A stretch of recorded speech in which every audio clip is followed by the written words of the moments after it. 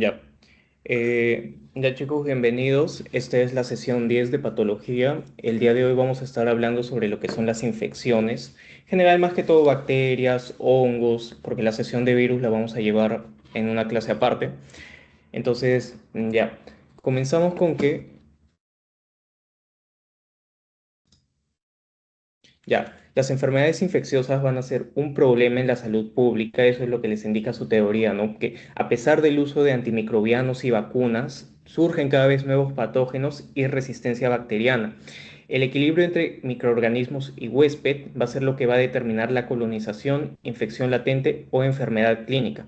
Acá lo importante es saber, chicos, que los antimicrobianos, los fármacos, con eso me refiero, cada vez van a empezar a funcionar menos porque las bacterias, por la misma evolución, por sus mismas características, van a estar evolucionando y van a adquirir lo que es la resistencia. Ese es un peligro latente. Esto es por eso que en los hospitales muchas veces hay bacterias resistentes, multidrogos resistentes, ¿no? Como la tuberculosis, por ejemplo, el S. aureus, la Klebsiella, la pseudomonas, que cada vez se están haciendo más difíciles de tratar.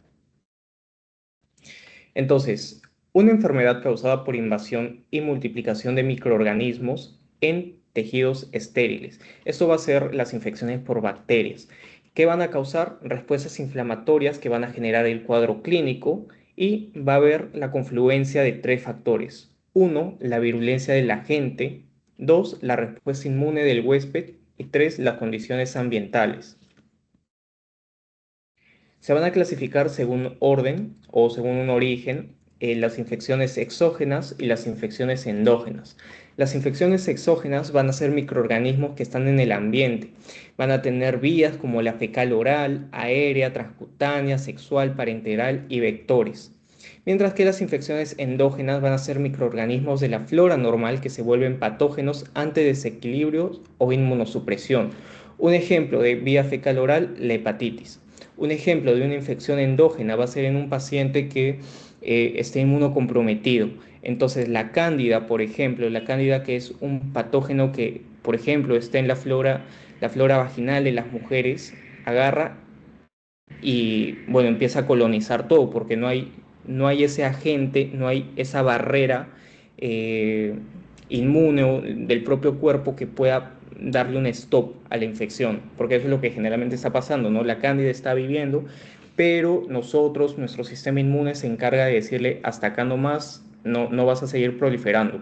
Sin embargo, cuando hay una inmunosupresión, cuando nuestros sistemas de defensa fallan, esta cándida va a seguir proliferando y va a causar su cuadro clínico. Ahora, la patogenia general de una infección va a contar de etapas, de la adherencia a la superficie epitelial, la multiplicación local, el escape de las defensas innatas, la invasión y daño tisular y la diseminación por sangre o linfa. Va a depender mucho del patógeno frente al que nos encontremos, pero ese es el esquema general que se nos da.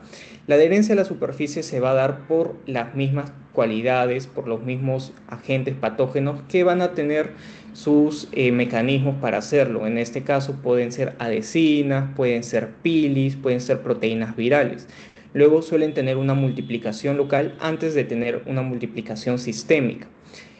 Algunos son capaces de escapar de las defensas innatas debido a las cápsulas, a las enzimas, a las variaciones antigénicas. Un ejemplo de esto es la E. coli, ¿no? La E. coli a partir de su cápsula, por ejemplo, en las infecciones del tracto urinario, la E. coli va a tener su cápsula que es su antígeno K. Su antígeno K va a evitar la fagocitosis.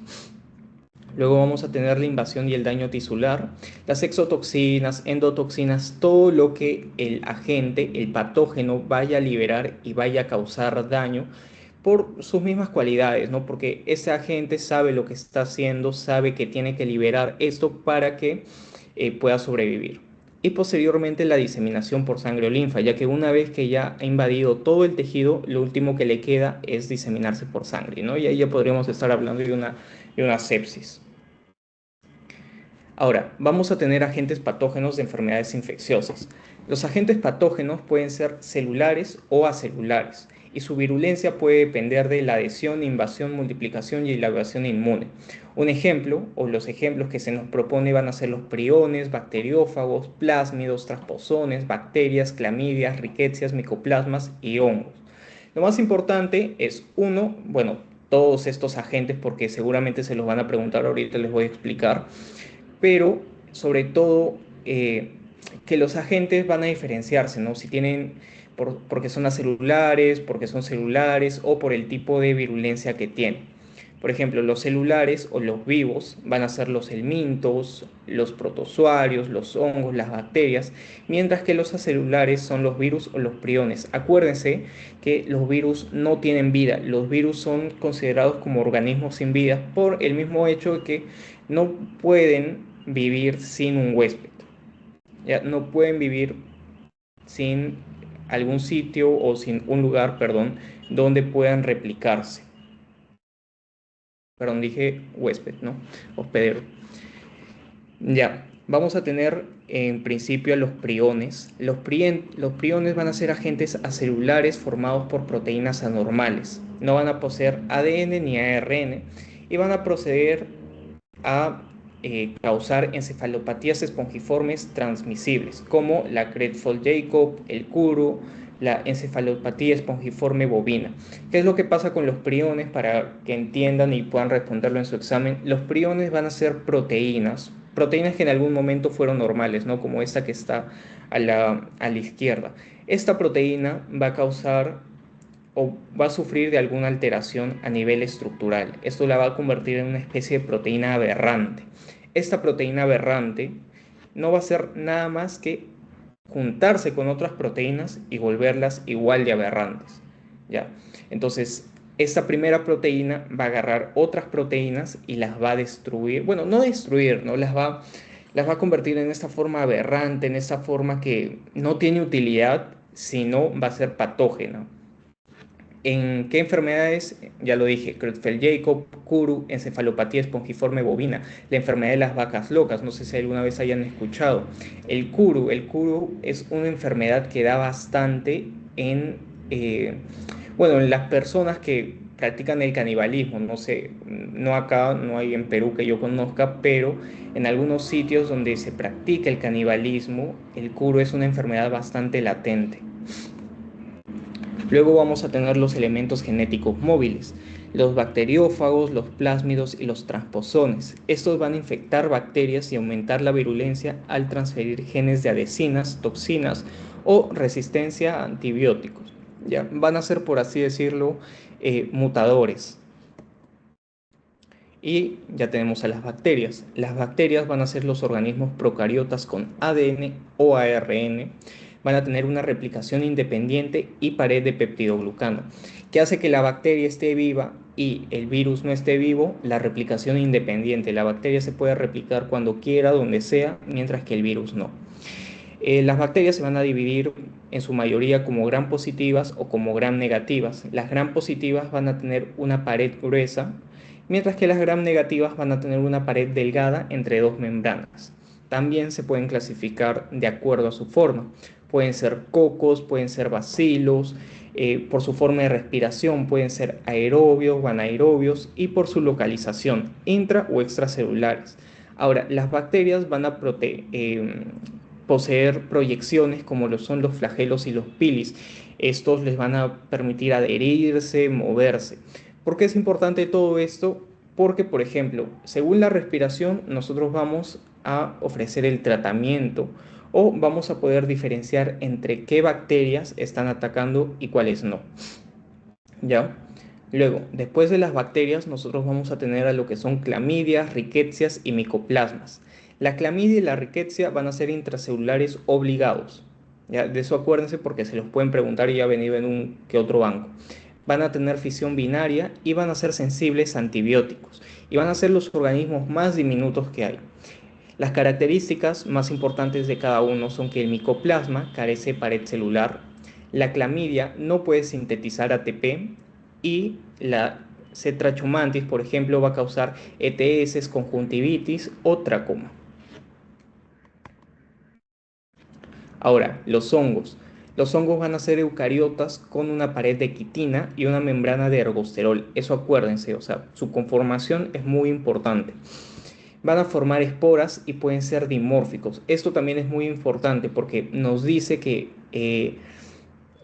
los hongos van a tener distintas formas o pueden adoptar distintas formas según el ambiente en el que se encuentran. Por ejemplo, pueden ser levaduras a 37 grados o se pueden convertir en ninfas a temperatura ambiente. Ahora, los hongos pueden causar infecciones superficiales o profundas. Un ejemplo de los hongos oportunistas van a ser la cándida y el aspergillus.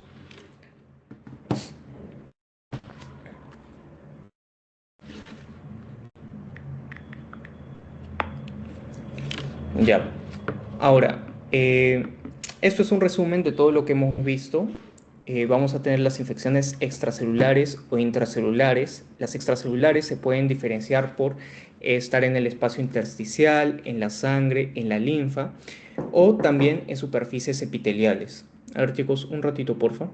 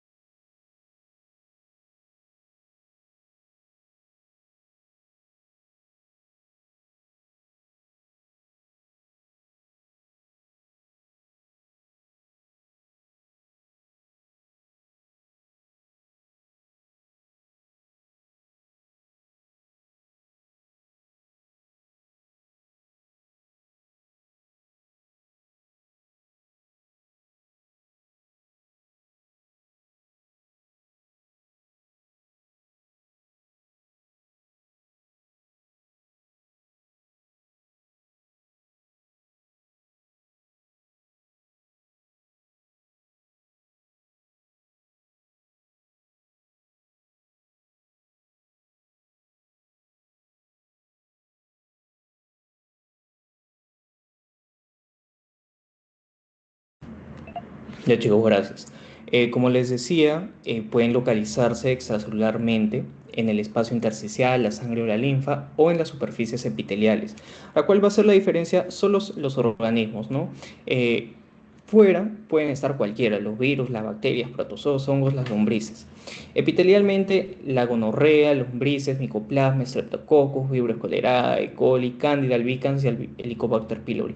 Esto es muy difícil que se los pregunten, ya no suelen preguntarlo, no ha venido en un banco que yo haya visto, pero por si acaso, ¿no? Nunca está de más. Y luego los intracelulares como los citoplasmáticos o los vesiculares. Los citoplasmáticos pueden ser clamidia, rickettsia, listeria monocitogenes o los protozoos, mientras que los vesiculares, las micobacterias, tifus, leishmania, listeria, trepanosoma, legionella, neoformans, histioplosma y yersinia pestis. Ahora, lo que sí puede ser importante es el tipo de inmunidad que van a desencadenar.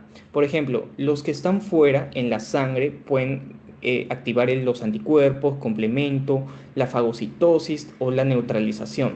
Los que se encuentran en las superficies epiteliales pueden activar anticuerpos como IgA, péptidos antimicrobianos.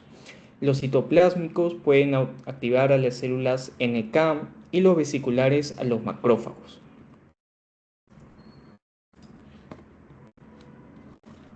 Ya, estas son unas preguntas para que las respondan ustedes bueno, ahorita que están viendo el video. ¿Qué diferencia a un prión de otros agentes infecciosos? Diferencia estructural entre bacterias gram positivas y gram negativas y cuáles son infecciones oportunistas. Bueno, Natalie que acaba de llegar, pero no ha escuchado, entonces no la vamos a masacrar con las preguntas. Ya, seguimos. Tenemos transmisión y diseminación. Los microorganismos van a proliferar localmente o diseminarse por vía hematógena, linfática o neural. La vía placentaria fetal va a causar infecciones graves como el TORCH, el sífilis o el VIH. Y los patógenos se eliminan por descamación, tos, orina, heces o vectores, pudiendo reinfectar o transmitirse a otros individuos. Lo importante de esto, chicos, es que tengan en consideración que los patógenos se van a poder diseminar de mil formas. Ya pueden irse por la sangre, por los ganglios linfáticos, eh, por el mismo tejido, pero lo importante es saber cuáles pueden hacer qué y cuáles no. Lo más importante, creería yo, es el sífilis. Eso alguna vez lo han preguntado. El sífilis puede causar, no puede, si la madre tiene sífilis, puede ser contagiada al feto a través de la placenta. Y ahí es donde la teoría nos manda o nos empieza a hablar de la inmunidad innata. La inmunidad innata, como ya hemos visto en otras clases, van a ser la primera línea de defensa, va a ser inespecífica y rápida. Es lo único que se tienen que aprender sobre la inmunidad innata. Los componentes van a ser las barreras cutáneo-mucosas, los epitelios, el pH, las secreciones antimicrobianas, las células fagocíticas, los neutrófilos, macrófagos y las células dendríticas, las células NK que destruyen a las células infectadas por virus, ¿no? Y ahí tenemos el cuadro del Robbins que nos muestra lo mismo, ¿no? La inmunidad innata, que son las barreras, los fagocitos, el complemento de las células NK. Y como les digo, la inmunidad innata va a actuar rápidamente, van a ser en horas, frente a la inmunidad adaptativa que suele actuar en días, semanas, porque ya necesitan todo este proceso de presentación de antígenos y aprender de cierta forma contra lo que están lidiando. Vamos a tener a los factores solubles. Los factores solubles van a ser producidos por células inmunes o el hígado. Vamos a tener el complemento que nos va a dar la quimiotaxis, la opsonización y la lisis, las proteínas de fase aguda, PCR, fibronectina, ficolinas, MBL, los interferones, el interferón alfa, el interferón beta, que van a inhibir la replicación viral. Ahora, el TLR o los TLR que van a reconocer los patrones asociados y van a activar citoquinas inflamatorias, la interleucina 1, interleucina 6, TNF-alfa o IL-12. Lo importante acá es, o sea, la acción de cada uno, ¿no? De los TLR, los interferones, las proteínas y el complemento. Lo que pasa con esta clase, chicos, es que más o menos hasta antes de llegar a ya las bacterias en sí mismos, no suelen preguntar mucho de esta parte porque son cosas o que ya se sabe o que no tienen tanta relevancia en lo que es patología. Sí van a preguntarles alguna que otra cosa, pero de este tema no se van a centrar tanto en esta primera parte. Ya entonces por eso les estoy poniendo como que lo que podrían decirles, pero más de esta parte no suele venir mucho. Y es algo que ustedes ya saben, o sea, no les estoy contando nada que ustedes no sepan hasta este punto. Ya, luego tenemos la inmunidad adaptativa que ya saben que es específica y va a tener memoria inmunológica. Involucra a los linfocitos T y B, a los anticuerpos y a las citoquinas. Se diferencian dos, ¿no? La humoral y la celular. La humoral van a ser los anticuerpos contra los patógenos extracelulares, mientras que la celular van a ser los linfocitos T citotóxicos contra los patógenos intracelulares. Y ahí nos vuelven a hacer la diferencia, ¿no? Tenemos la humoral, el microbio, o sea, contra los microbios, los linfocitos, los anticuerpos y cómo va a actuar cada uno. Las tinciones, esto sí, ya es mucho más probable que ya les pregunte porque se los ponen ahí bien grandados en su teoría. Vamos a tener distintas tinciones y algo muy importante es que no todas las bacterias, no todos los virus, no todos los hongos van a ser sensibles a todas las tinciones. Ya, generalmente, algo importante, por ejemplo, es que las bacterias van a poder teñirse de Gram, ya, pero hay algunas que no se van a poder teñir de Gram. Ya, y para eso van a necesitar otro tipo de tinciones, Giemsa, por ejemplo. Ahora, vamos a tener a la tinción más común, a la que ustedes lo han visto mil veces en práctica, que es la hematoxilina eosina. Esta va a servir para los cuerpos de inclusión del citomegalovirus, herpes, los hongos como la cándida, los protozoos y todos los helmintos. La tinción Gram, que va a servir para la mayoría de bacterias, que nos va a permitir diferenciar entre las Gram positivas y Gram negativas. La ácido alcohol resistente, que nos sirve para las micobacterias o nocardias. Por ejemplo, ahí está una diferencia, ¿no? Las micobacterias, la tuberculosis, no se va a teñir ante el Gram. Se podría considerar un Gram negativo, pero sí se va a teñir ante el ácido alcohol resistente. Esto es más que todo por la propiedad de por por la propiedad de su membrana, de su pared, ¿ya? Por el tipo de lípidos que contiene. También las nocardias. El Giemsa se va a usar para las campilobacterias, leishmania y parásitos de la malaria.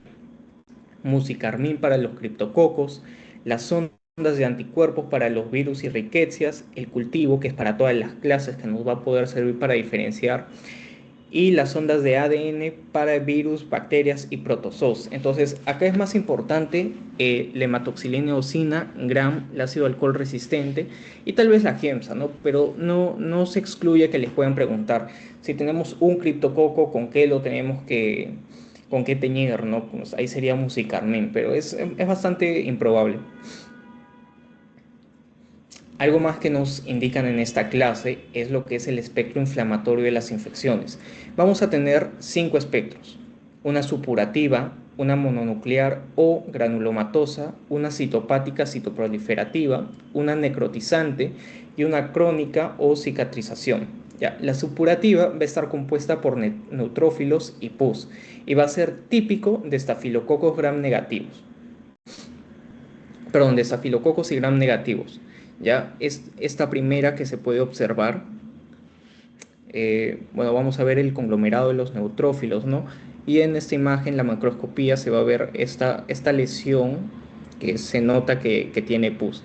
Luego vamos a ver la mononuclear o granulomatosa, causada por micobacterias, hongos intracelulares, y acá lo correspondiente es que se van a formar gránulos, ¿no? Luego, citopática citoproliferativa es la causada por los virus, por ejemplo, los cuerpos de inclusión o las células gigantes. Las necrotizantes, como el Clostridium, que nos da la mionecrosis, la necrosis muscular, y la crónica o cicatrización, que nos da la fibrosis y disfunción orgánica. Como en esta, ¿no? Que vamos a ver, es probablemente que sea una cirrosis hepática, una fibrosis a nivel del hígado, porque se llega a ver la fibrosis. Ya, entonces ya entramos acá en la parte importante del tema, que van a ser las bacterias, ¿ya? De acá, lo que suelen hacer con estas bacterias, o el estilo de preguntas que suelen de hacer, es que por cada bacteria les van a dar un par de características, ya sea de su patogenia o ya sea de su forma o de las enfermedades que causan. Es muy probable que se agarren de eso y les vayan a preguntar acerca de eso en el examen. Ya, pueden ser que les digan: el Staphylococcus aureus tiene toxina A, toxina B, toxina delta, o a quién pertenece la esfingomielinasa, y ahí ustedes van a poner Staphylococcus aureus, ¿ya? No hacen tanto, como que no los intentan confundir, por así decirlo, con otros patógenos, pero sí les van a preguntar varias cosas, o sea, les van a poner varias opciones que puedan parecerse, pero al final la respuesta es una, ¿no? Entonces, el Staphylococcus aureus van a ser cocos gram positivos que se distribuyen en formas de racimos, van a ser coagulasas positivos, piógenos, y van a colonizar la piel y las narinas. Van a tener como factores la proteína A, la antiopsonina y la toxina exfoliativa, que nos puede dar el síndrome de Ritter. Va a tener las toxinas alfa, beta, delta, la alfa, que crea poros en la membrana de la célula, la beta, que es la esfingomielinasa, y la delta, que es el péptido con actividad detergente. También va a tener la toxina I y la leucocidina, que se van a encargar de lisar eritrocitos y células fagocíticas. Ya la toxina exfoliativa. La clínica, lo que nos da el Staphylococcus aureus, van a ser los forúnculos o el anthrax, la neumonía necrosante, la osteomelitis, endocarditis y TSS. También la perla, que es este impético ampolloso subcorneal con acantolisis. Entonces, lo más probable que les pueda venir son los forúnculos, ¿no? Los forúnculos. Esos forúnculos, ¿a quién les pertenece? A los S. aureus, ¿no? O las toxinas, la proteína A, la toxina exfoliativa o alguna de las otras toxinas. Luego tenemos a los estreptococos, que puede ser el Pneumoniae o el Piógenes. El estreptococo pneumoniae va a ser un diplococo alfa hemolítico con una cápsula. Nos va a ofrecer lo que es la neumonía lobar en 4 fases, ¿no? Porque, o sea, ofrecer suena un poco mal, pero nos puede dar en todo caso esta neumonía lobar en 4 fases, que es la congestión, la hepatización roja, la gris y la resolución. Esto no es nada más que la forma que adopta la neumonía, no creo que tampoco les vayan a preguntar en qué consiste cada fase, pero sí sobre las 4 fases les podrían preguntar qué es la congestión, la hepatización roja, que es esta congestión, pero ya adquiere este color rojizo marronesco como el hígado. Después, esta especie de necrosis que causa el color gris y la resolución. Mientras que por el otro lado tenemos al Streptococcus pyogenes, que nos puede dar la faringitis, escarlatina, el impétigo.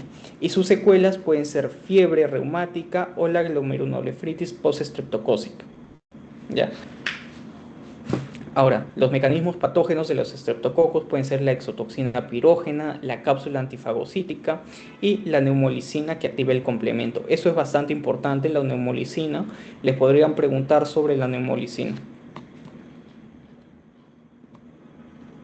Luego, el Corynebacterium diphtheriae, que va a ser un bacilo gram positivo, va a tener su toxina A y B, que va a bloquear la síntesis proteica de la EF2. Lo importante de la difteria es que va a causar esta pseudomembrana faríngea gris que va a sangrar al desprenderse, o también miocarditis o neuropatía. Va a haber va a haber una vacuna que va a prevenir la toxemia, pero no la colonización. Entonces, si en su examen les hablas sobre un niño que viene y que presenta dolor al deglutir, que al examen físico presenta esta mancha, esta membrana esta membrana faríngea que al arrancarse o al desprenderse sangra mucho, es muy probable que les estén hablando del Corynebacterium diphtheriae. Es más, es de frente eso, chicos. Si les hablan de esta pseudomembrana, es de frente difteria. ¿Ya? De ahí no la piensen más. Luego vamos a tener a las neiserias, la meningitis y la gonorreae. Van a ser diplococos grannegativos, aplanados porque van a tener una forma de grano de café, van a tener pilis y van a sufrir de una variación antigénica, es decir, van a tener varios antígenos dependiendo de cuál sean. Vamos a tener a la Neisseria meningitis que va a colonizar la orofaringe. A partir del orofaringe nos puede dar una bacteremia, meningitis o una púrpura fulminante. Mientras que la N. gonorrhoeae nos puede dar uretritis, cervicitis diseminada, una artritis séptica o un exantema pustular. Acuérdense que la N. gonorrhoeae va a ser una ETS, ¿no? Entonces, si nos preguntan sobre una Neisseria o sobre un diplococo granegativo con forma de café, ¿qué causa enfermedad de transmisión sexual? No va a ser Neisseria meningitis, no va a ser de frente Neisseria gonorrhoeae. Entonces, un poco también que la clínica varía, ¿no? Porque la N meningitis va a colonizar la parte superior y puede dar meningitis, de ahí viene el nombre, la Neisseria meningitis. Mientras que la N. gonorrhoeae nos puede dar una artritis séptica, un exantema pustular, pero sobre todo infiltra los órganos reproductores, ¿no?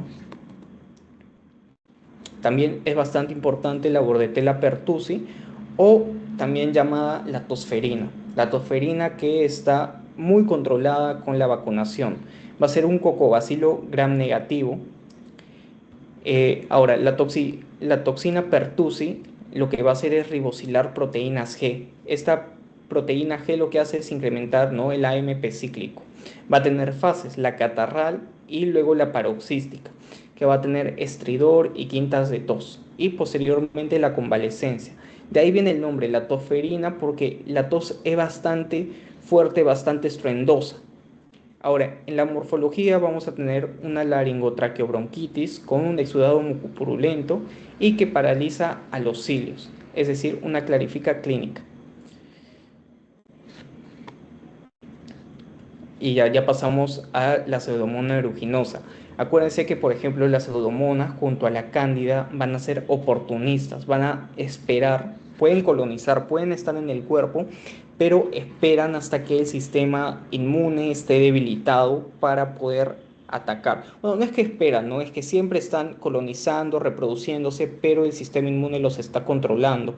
Pero no es hasta que baja nuestro sistema inmune, ya sea por alguna infección, podría ser una hepatopatía, podría ser que se contagia con VIH, podría tener alguna neoplasia de fondo que disminuye la respuesta inmune y ya pueden atacar. Entonces la pseudomonas va a ser un bacilo gram negativo aeróbico oportunista, sobre todo en los quemados y en los que tienen neutropenia. Acuérdense, si les hablan sobre un quemado puede ser pseudomonas aeruginosa, ya porque ahí les ponen la clínica siempre, quemado, pseudomonas aeruginosa. Nos va a dar un ectima gangrenoso. Ahora, dentro de esos factores va a tener a los flagelos, a los LPS, a los FILI4 y la biopelícula que forman, que es de alginato. La clínica causan una neumonía necrotizante, ectima gangrenoso, queratitis, endocarditis. Y en la histología vamos a ver angioinvasión, trombosis, hemorragia y riesgos de CID. Lo importante de la pseudomonas, chicos, es que últimamente esta cada vez se hace más resistente y ya los antibióticos de siempre no le hacen efecto, ¿no? Entonces por eso es bastante peligrosa la pseudomonas, porque muchas veces en el hospital se encuentran pseudomonas resistentes a las drogas. Y acuérdense, pseudomonas va con quemados. Luego tenemos a la tuberculosis. La tuberculosis ya la hemos visto varias veces. Eh, Van a ser estas bacterias con sus ácidos micólicos que van a sobrevivir en los fagosomas del macrófago. Van a generar una respuesta TH1, es decir, del interferón gamma que activa el macrófago. Si se acuerdan, ¿qué macrófago activaba? Era el M1. Este va a liberar el TNF que va a reclusar monocitos y posteriormente formar el granuloma. Acuérdense, ¿no? El granuloma iba a ser esta corona de linfocitos, de células gigantes, de macrófagos que iban a rodear al, al bacilo, que va a estar al medio. Ahora, va a ser latente, obviamente en este granuloma la bacteria se va a encontrar latente, pero si disminuye también la respuesta inmune, se va a reactivar y puede fallar la contención. Y ahí es donde tenemos la TB primaria y la secundaria. Y acá les pongo que son fijas porque la TB siempre viene, siempre la preguntan, y sobre todo los focos de GON, ¿ya? La forma primaria que da la tuberculosis, es decir, la primoinfección, nos va a dar un foco de GON y adenitis ciliar. Esto va a ser conocido como el complejo de GON. Acuérdense, foco de GON más adenitis ciliar, complejo de GON. Y se va a calcificar con sus nódulos de arranque. Luego, puede tener una forma secundaria como los ápices, cavitación, hemoptisis y fiebre vespertina. El cuadro clínico general de la tuberculosis, ¿no? La fiebre en la noche, la tos con sangre, el sudor. Y podemos tener también una TBC miliar, que es una diseminación hematógena a pulmones y órganos. Acuérdense del mal de Potts, ¿no? Por ejemplo, donde la TB infiltra. Entonces la TB puede infiltrar absolutamente cualquier parte del cuerpo. Acá está, ¿no? Forma un granuloma caseoso. Tiene un centro necrótico, una corona linfohistocitiaria con células epitelioides y gigantes de Langerhans y un anillo fibroblástico. Las complicaciones, el empiema, la pleuritis fibrosante obliterante, el mal de Pot, que es cuando la TB se va hacia la columna, una meningitis basal. Acá vemos esta adenitis, ¿no? Acá se llega a concentrar. ¿Y por qué es gaseoso? Si recuerdan el primer bloque, porque iba a tener este aspecto de queso, el tejido no iba a poder diferenciarse y se iban a encontrar los granulomas. Ahora, la sífilis. La sífilis va a ser esta ETS que va a tener una diseminación linfática y hemática rápida. La sífilis va a tener varias etapas en lo que es su infección. La primaria va a ser un chancro indoloro. Ya, es importante que sea indoloro, porque podría ser, o sea, doloroso, pero ahí ya nos daría otra enfermedad. Ya, siempre va a ser un chancro indoloro. Luego, la forma de secundaria nos va a dar exantemas, condilomas planos y linfadenopatías. Y la forma terciaria nos puede dar gomas, puede haber complicaciones en la aorta y neurosífilis. Ahora, en la histología vamos a encontrar una endarteritis obliterante con infiltrado plasmocitario. Bueno, acá podemos ver ese aparato reproductor masculino con la sífilis, este chancro, y acá el infiltrado, ¿no? Es infiltrado plasmocitario. Luego tenemos al Clostridium y a los anaerobios. El Clostridium va a tener varios tipos de Clostridium, varias especies, varias familias, pero las más importantes van a ser el Clostridium perfringens, el tetani, el botulinum y el difficile. ¿Ya? El perfringens va a generar la toxina A, va a causar mionecrosis, dolor y crepitación. El tetani, la tetanospasmina, porque bloquea la glicina y el GABA y nos da la rigidez y el trismus. El cebotulinum, que bloquea la acetilcolina y nos da una parálisis flácida descendente. Y el C-dificil con sus toxinas A y B, que nos da una colitis pseudomembranosa. Ya, es importante que sepan que, por ejemplo, el tétano no tiene cura, ya han escuchado seguramente. Vamos a tener al botulinum, de donde se saca la toxina botulínica, que es bastante usada en lo que es la medicina estética. Esos nos pueden dar abscesos polimicrobianos mixtos, un olor fétido, pus descolorido, flora del sitio adyacente. Y el manejo de los abscesos suele ser drenaje, cobertura anaerobia y aerobia y buscar el foco adyacente. Luego tenemos a la clamidia trachomantis, que va a ser un intracelular obligado. Vamos a tener serotipos, el D y el K, el L1 y el L3, y el AC y el A al C. Ya, cada uno nos va a dar una enfermedad propia, una enfermedad exclusiva. Por ejemplo, del D al K, la conjuntivitis, la inclusión, las ETS, el L1, L3, el linfogranuloma venéreo y el AC, el tracoma. Es importante ver que, por ejemplo, vamos a tener una úlcera pequeña acompañada de una adenopatía dolorosa con fisuras. Eso nos da el riesgo de una estenosis o un linfedema. En la histología vamos a encontrar una reacción granulomatosa, neutrófilos e inclusiones citoplasmáticas.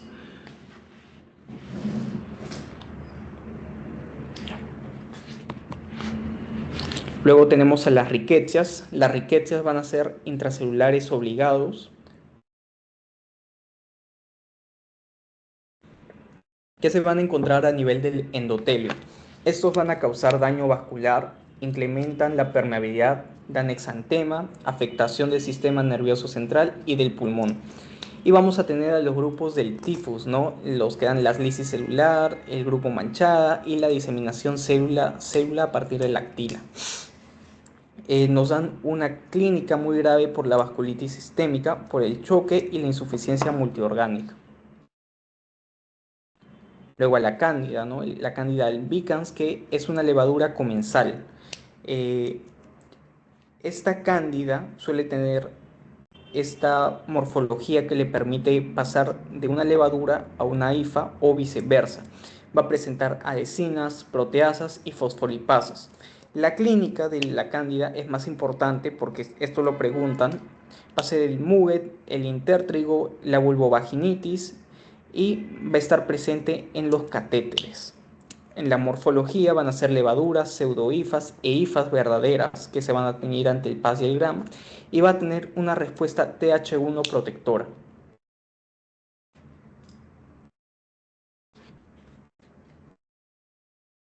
Luego tenemos al Cryptococcus neoformans, que va a ser una levadura capsulada.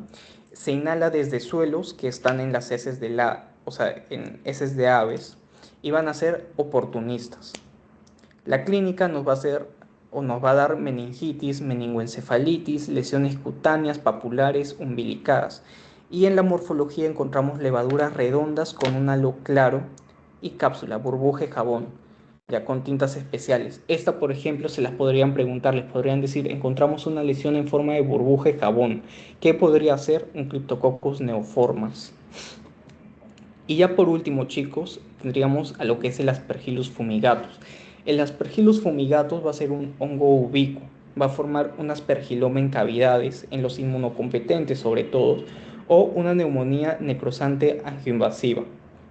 Como virulencia va a tener a las adhesinas, al ácido ciálico, a las proteasas, toxinas, e invade vasos y causa infartos y hemorragias.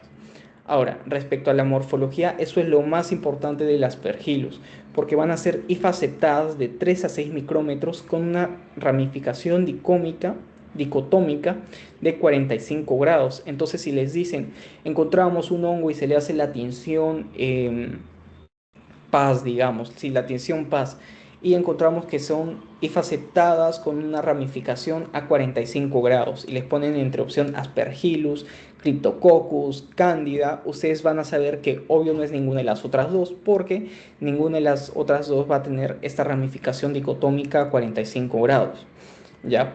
Ahora, sé que esta clase es bastante larga y sé que esta clase, o sea, es con mucho más, entre comillas, texto que, que lo que les estoy mostrando. Pero es porque no les van a preguntar absolutamente todo este tema, porque o sea, obviamente se tienen que dividir entre los otros 6 temas. Lo importante de este tema es, esperen, ya, lo importante de este tema, fuera de lo que es la patología en general de las invasiones y de la respuesta inmune, va a comenzar más o menos sobre las cualidades de los agentes patógenos, ya sobre los priones, los bacteriófagos, plásmidos, transposones, sobre las bacterias, las clamidias, las riquecias y los micoplasmas, los hongos y cómo van a diferenciarse cada uno. Entonces no es necesario que se aprendan todo demasiado, eh, más que todo porque este segmento se basa más en la memoria, ¿ya? Entonces si quieren soltarse las fijas, entre comillas, van a necesitar aprenderse las características más importantes de cada uno. Ya es lo que les estoy mostrando. Ya les voy a enviar por el grupo el PPT para que ustedes puedan eh, repasarlo después. Pero obviamente, como siempre les digo, no, o sea, no lo dejen todo como que fuese todo lo que van a preguntar lo que les estoy mostrando. Obviamente les van a preguntar sobre el resto, pero es mucho más probable que les pregunten sobre lo que les he mostrado, porque es lo que suelen poner en los exámenes, es como suelen hacer los exámenes. Y como son los doctores de siempre, no va a cambiar bastante el estilo del examen, pero este segmento en estas dos clases, en la que es bacterias y virus, se concentra más en las características de cada uno de los microorganismos, ¿ya? Entonces, es importante que se sepan las características de cada uno, porque abarcar toda la clase no van a recordar mucho si es que vemos absolutamente todo de lo que se habla en la clase, ¿no? Entonces, mejor les dejo lo que es muy probable que venga y ya ustedes repasan lo que consideren importante. ¿Ya? Entonces, viendo eso, chicos, ya nos vemos mañana para la próxima clase. Eh, bueno, si tienen alguna duda, me pueden avisar.